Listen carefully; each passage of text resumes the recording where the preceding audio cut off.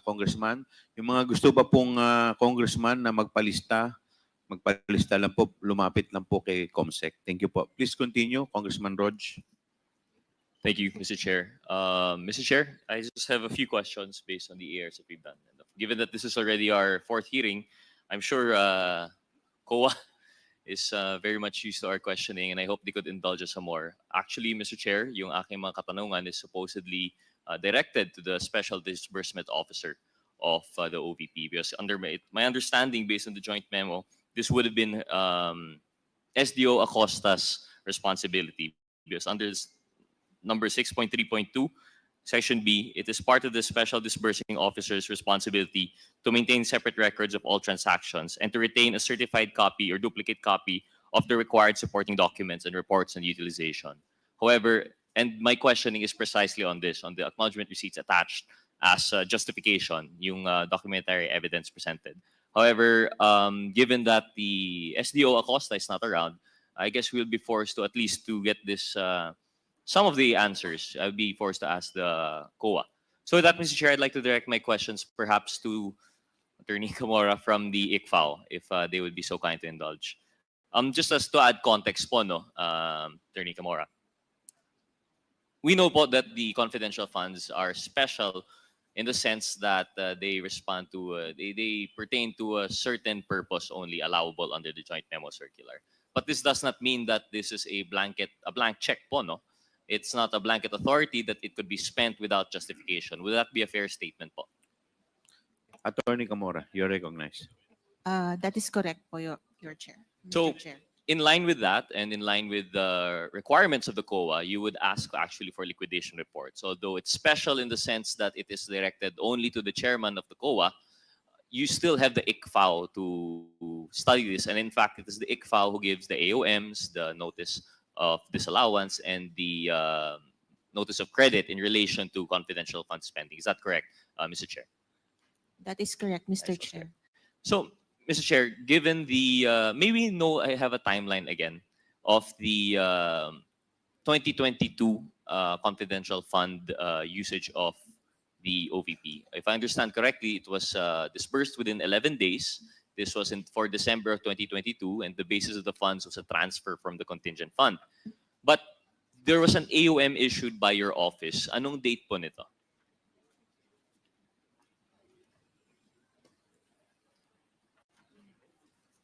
Mr. Chair, the first AOM is dated September 14, 2023.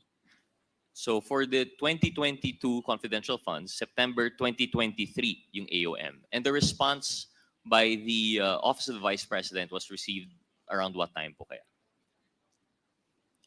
It was received by the ICFAO on October 19, 2023, Mr. Chair. October 2023. And one of the findings there was insufficient the DEPs po, no? And this would be pertaining to, in support of the liquidation reports, yung ating mga acknowledgement receipts. Because compared to usual spending by government wherein we actually need official receipts, kapag ang pinag-uusapan po ay confidential or intelligence funds, because precisely confidential dapat yung usage nito, it is sufficient to submit acknowledgement receipts. Tama po ba? Mr. Chair, since the requirement is documentary evidence of payment, not necessarily official receipt. Correct. So they could submit acknowledgement Attorney Camora, receipts. pwede pong pakilakasan po ninyo yung boses ninyo.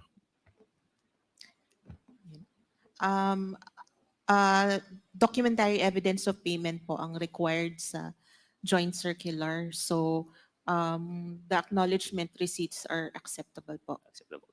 Correct po, no? And I agree with that. So the acknowledgement receipts are acceptable. However, one of the findings of the AOM was kulang nga po yung DEPs. And this is pertaining to the acknowledgement receipts.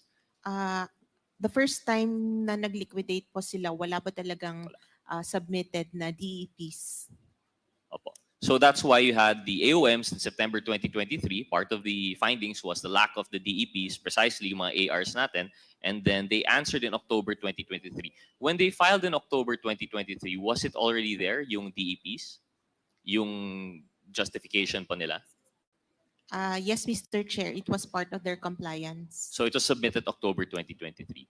After that, there was a notice of disallowance pertaining to that quarter. Kailan po ito na-issue?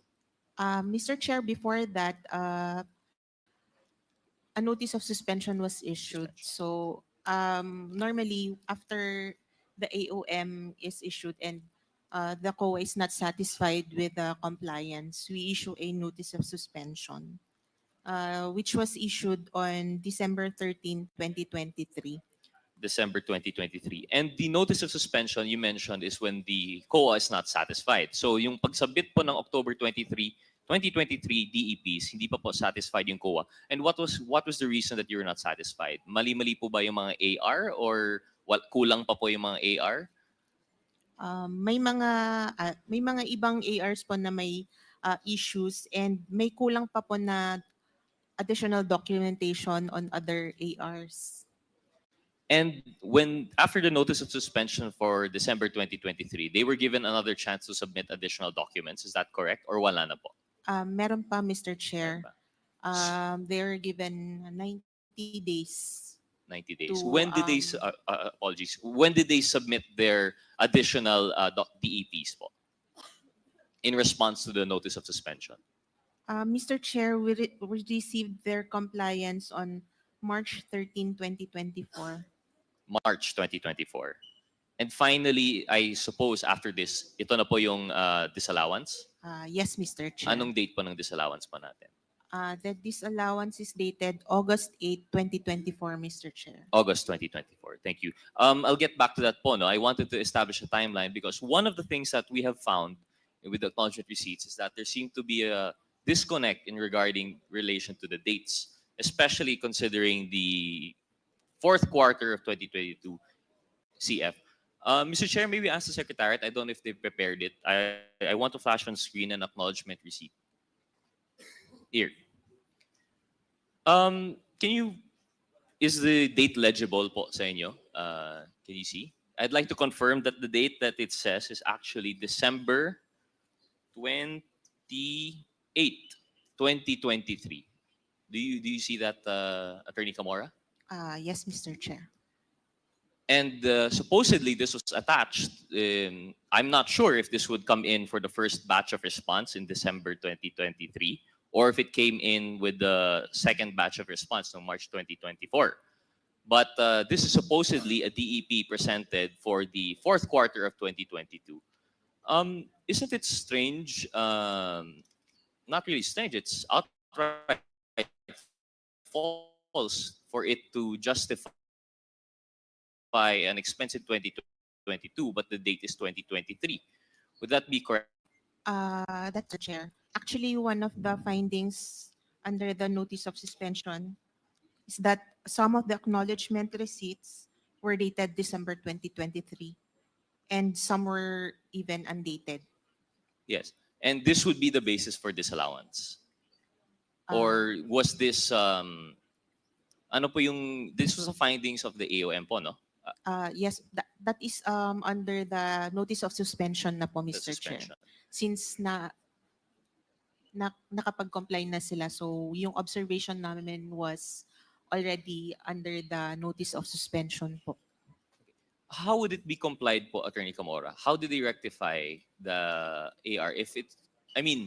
My understanding po is pag submitted po yung AR, this is already supposedly presumed to be regular, and then you have an outright problem such as 2023. Although you might say na typographical error, but correct me if I'm wrong, this happens more than once po. Is that correct, Attorney Camora? That is correct, Mr. Chair. Would you know how many ARs exactly yung dated 2023 submitted for 2022? Mr. Chair, we have attached it in the original notice of suspension. However, we do not have the figures today. Sige po. Well, just to help you po, no, based on our study, 158 of the acknowledgement receipts have that typographical error.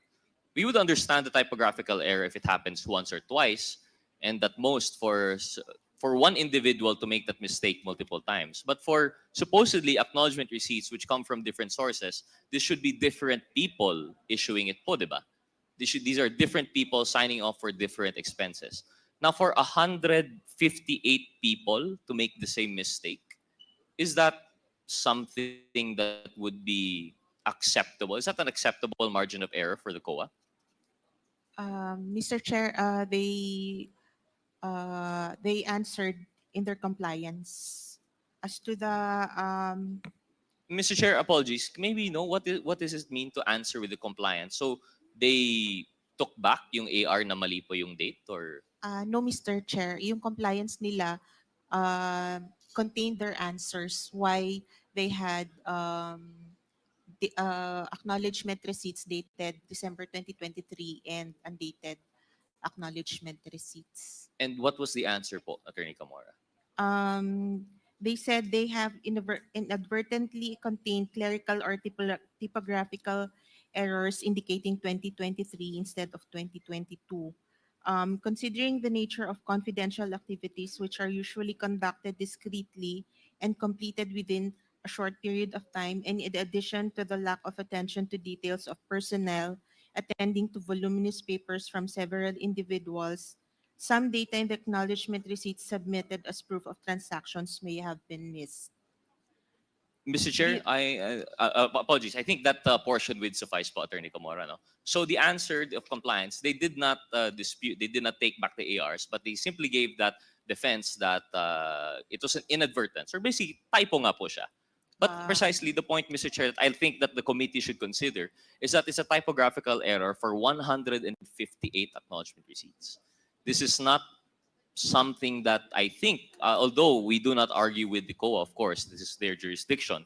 It is precisely their decision if that compliance would be sufficient. However, I think for us to consider in strengthening the laws that we are going to craft, in support perhaps of the joint memorandum circular, I think we have to be stricter with the acknowledged receipts to be issued. Because, Mr. Chair, I would like to propose one thing. Of course, the COA will not be able to answer this.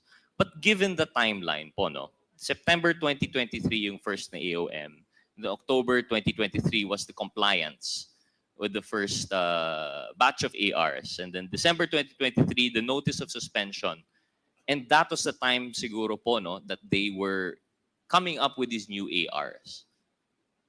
It would make more sense, Mr. Chair, for them to make that mistake. Because when pag nagkaka-typographical error po natin sa date, the usual mistake is you put on the date that is current. Isn't it possible, Mr. Chair, based on human experience, isn't it more likely that these ARs were prepared a year after the fact already? That they were prepared in December 2023, because this precisely coincides with the date in which they submitted the second batch of the ARs. I don't think, Mr. Chair, this was a mistake that was committed in December 2022. This was a mistake that was committed after the fact, after the AOM, and after the notice of suspension, when they were rushing to comply with yung mga butas po na lahat ng COA. I think this is something that the committee should consider, especially when it comes to the compliance with the COA. We are not faulting the COA, of course, and we respect them. This is their jurisdiction. But one thing that we understand, that we see from the COA, is that generally they are not really ministerial, but they would err on the side of caution rather than put themselves in the place to, exercise discretion regarding the disbursements by any agency. Sa kanila po, as long as complied yung DEP and as long as there's an explanation, they would accept it. However, I think the COA has to go above and beyond that requirement. Because, Mr. Chair, just to highlight also how spurious this seems and how bogus. If December 2022 po yung date dapat ng AR, tapos December 2023 yung date, it wouldn't even correspond to any confidential funds. It's not possible if ever the reasoning was nagkapalitan ng AR, because I understand that might be one of the excuses for inadvertence. Baka nagkapalitan yung AR for December 2023 and December 2022. Pero wala pong December 2023. If we recall, the fourth quarter of the confidential funds for the Office of the OVP was never dispersed. They chose, although it was already included in the our General Appropriations Act, they chose not to disperse yung fourth quarter. So saan po na ilalagay itong December 2023 AR if, in fact, they would say inadvertence, nagkapalitan yan? Or if they say typographical error naman, it wouldn't make sense. What's that doing in December 2022? 158 times po nangyari. More likely, this was the same mistake committed by perhaps a few persons, which raises the question, are these acknowledgement receipts spurious? Are they bogus? Are they false? In addition to that, Mr. Chair, I'd like to present another acknowledgement receipt. If the Secretariat could please flash yung November 1 po. Kung Rog, gusto ko lang linawin, 158 times na ang date ay 2023. Mr. Chair, based on what our office has found, 158 of the ARs corresponding to 23.8 million were submitted for the December, for the fourth quarter of 2022 disbursement, but they were citing 2023. Ang sabi nga po ng COA na ang citing the answer of the OVP is that inadvertence po. Ang dami naman pagkakamali nun. Kung magkakamali ka, dapat isa lang. Sa 2023, last quarter, wala na silang confidential funds. So parang lumalabas, lumagpas yung kanilang liquidation. Sobra-sobra yung liquidation na nilabas nila. Tama po ba yung pagkakaintindi ko sa sinasabi ninyo? Well, Mr. Chair, your guess is the same as ours, but it could also be na these are ARs belatedly prepared. Okay. Sige po. Thank you po. Please proceed. Thank you, Mr. Chair. So, proceeding onward, maybe ask the Secretary to flash yung November 17, 2023 AR. Yun. Thank you. Attorney Camora, is it legible po? Can you see that the date is November 27, sorry, 2023. The 2022. November, I cannot see it. November 17, Mr. Chair? November 27 po, 2022. 27. Well, Attorney Commerce, apologies, perhaps di lang kita masyado sa screen, but on paper nakita po na November 27, 2022 po siya. If my understanding is correct, the AR should correspond to the period of the confidential funds actually dispersed and used. Tama po ba? So although it is for the fourth quarter of 2022, this was submitted as an AR there, it should correspond to the 11 days of disbursement po that they actually had. Because if I understand correctly, anong date nga po yung first, yung pag-issue nung check for the OVP confidential funds? Ano?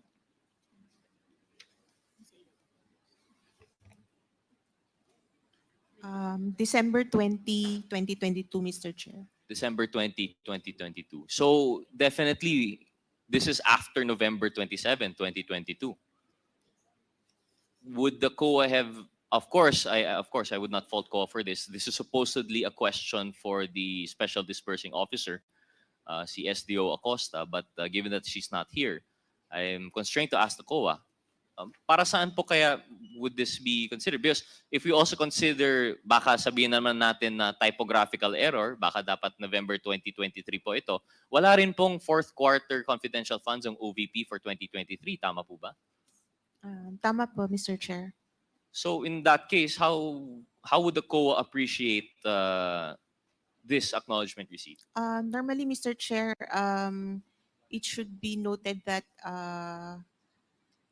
confidential funds should not be used as payment for reimbursement of previous activities. So it would have been flagged as a reimbursement expense, so not allowed.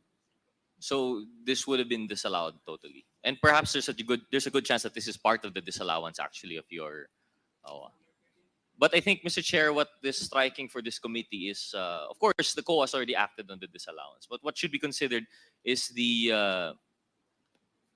fact that this could not have happened. I mean, reimbursement might be one explanation, but how could you reimburse something that this was even the first batch of confidential funds? December 21 po ba? Tama ba? December 21? December 20, Mr. Chair, yung date ng check. December 20 po yung check. This is the first confidential funds ever issued to the OVP for this administration. Yet they have acknowledged receipts for November 27, 2022. Ibig sabihin po, wala pa pong confidential funds. They're already coming up with their acknowledgement receipts. Mr. Chair, with the indulgence of Congressman Rodriguez, may I just... Congressman Abante. Bago ko makalimutan to, no? Nakalagay dito, yung pakianong audit yung, yung acknowledgement receipt yan. Ito po ba ay allowed ng COA? Pag gumamit ka nung 150,000 na rewards, pakiano nga yung acknowledgement receipt, pakilagay nga uli. Ayan. Allowed po ba ng COA yan? Yung payment of rewards nakalagay medicines? Allowed po ba ng COA yan? Mr. Chair, that is one of the observations po na So therefore, kung yan ang observation nyo, dinisallow nyo. yes, Mr. Chair, part Okay, of the so that disallowance was niyo. actually 150,000 used for payment of rewards for medicines was disallowed by COA. Ganun po ba? It is one of the disallowed accounts, Mr. Chair, yung payment of reward medicines. Ito, disallowed to, di ba? Probably, sir, since kasama naman siya Teka, attorney, but probably. yes, sir, since it is an acknowledgement Di receipt ba? of payment of rewards. You're a good lawyer. You cannot just say probably. You have to be sure about it, di ba? So, di talagang disallowed to, di ba?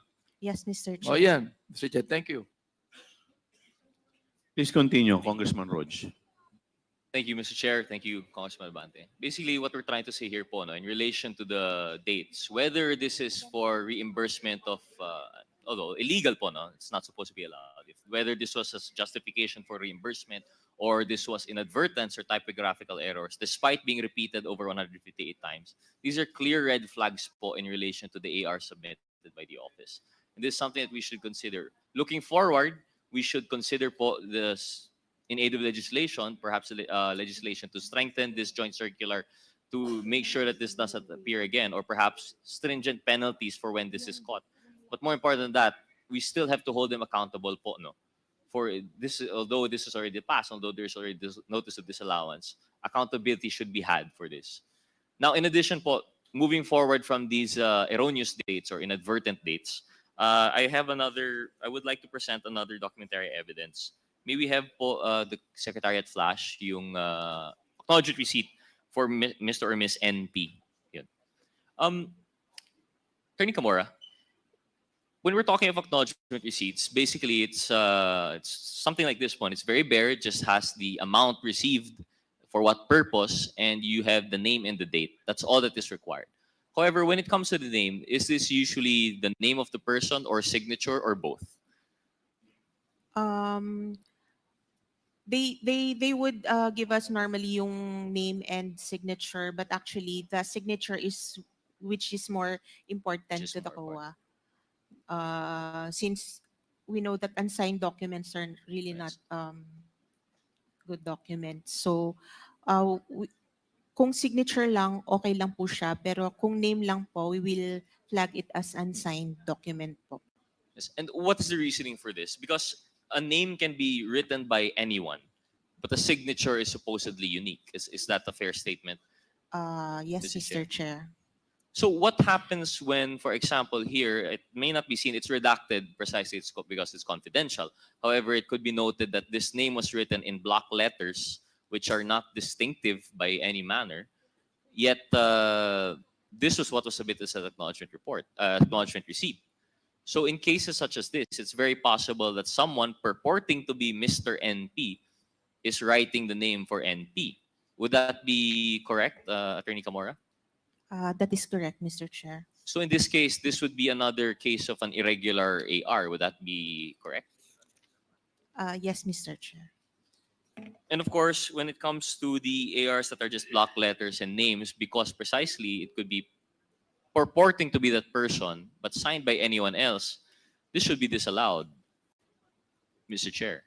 But of course, as mentioned again by Attorney Camora, alam ko baka narinig din na po kayo with all of these questions for the ICFA, which are all redundant. But it just is an additional proof po that what we're looking at here are red flags when it comes to acknowledgement receipts. And I think we really should strengthen po siguro the DEPs that would be required for confidential funds. Kasi po, hindi po to biro. And if you look at it precisely, we're talking about a single payment for 400,000 pesos as a reward payment, which could be anyone because hindi nga po signed. Kung sa mga signatures nga po, nagkakaduda tayo kung totoo yung signature. Paano pa kaya pag walang signature at all? How do we know that this person exists? These are some issues that we should consider po, Mr. Chair, when we're going to craft our legislation to strengthen po yung joint memorandum circular. Mr. Chair, I had other questions, but I think this could only be answered by SDO Acosta. So I would like to manifest that I would like to join po yung I have the same sentiments as Chairman Abante that these persons invited should appear. At least it would be our 5th hearing already, and still we have no answers. And I think it would the answers really rely on their attendance, and this is only for the accountability for the truth that our people would see. So I think we should really have a harder stance for requiring their attendance. So with that, Mr. Chair, I would now defer and yield to our other colleagues here today. Thank you very much, Mr. Chair. Thank you, COA. Thank you, Congressman Rodriguez. The next interpellator is Congresswoman Pami Zamora. Mr. Chair, good afternoon, everyone. Mr. Chair,